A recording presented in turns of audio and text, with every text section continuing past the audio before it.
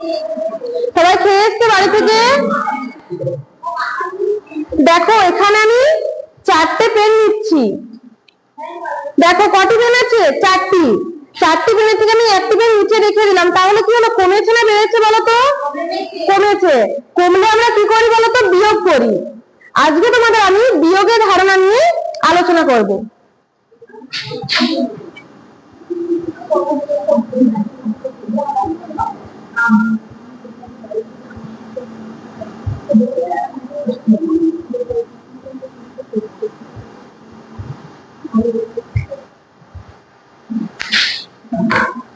দেখো এখানে আমি 4টে ফুল এঁকেছি।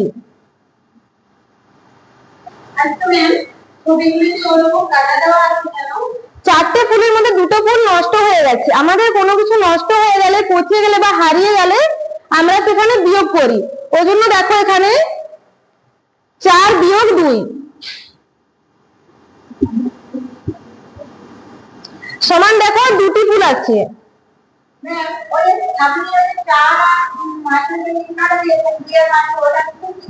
এটা হচ্ছে বিয়োগের চিহ্ন। এখানে দেখো প্রত্যেকে দেখতে পাচ্ছি 6টি বল আঁকা আছে।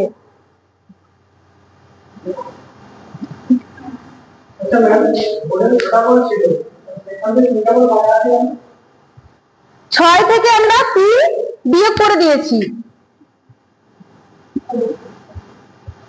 সমান 3টি বল আছে। আমরা কোনো কিছু নষ্ট হয়ে গেলে সেখানে কি করব? সেখানে আমরা বিয়োগ করব।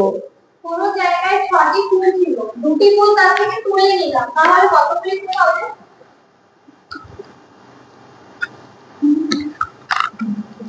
দেখো আমরা এখানে 6টি কাঠি রাখছি।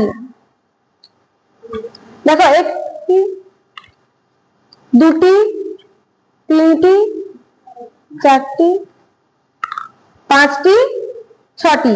দেখো এখান থেকে আমরা 2টো কাঠি তুলে নেব, 1টি, 2টি। সমান দেখো কটি কাঠি থাকলো? 1টি, 2টি, 3টি, 4টি। তাহলে কটি কাঠি থাকলো এখানে? 4টি। 6 থেকে আমরা 2 বিয়োগ করে নিলাম,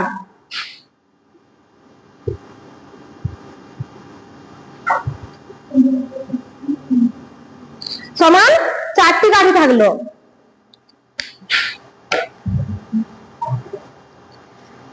আমি আজকে পড়ালাম শিক্ষার্থীকে প্রশ্ন করতে উৎসাহী করার দক্ষতা। এর 4টি আচরণাঙ্গ হলো শিক্ষার্থী দ্বারা প্রশ্নকরণ। তোমরা আমাকে প্রশ্ন করলে যে ম্যাম এখানে 4টি ফুল আঁকা আছে, 4টি ফুল থেকে 2টি ফুলে কেন কাটা চিহ্ন দেওয়া আছে?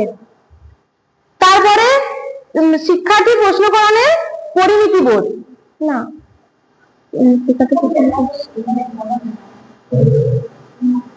6টি বল আঁকা আছে, 6টির মধ্যে 3টি বল বিয়োগ করলে কটি থাকবে? আমি বললাম 3টি থাকবে। এটা হলো প্রশ্ন করে নমনীয়তা। আর বিষয়ের সঙ্গে প্রশ্ন করেন তোমরা করলে যে ম্যাডাম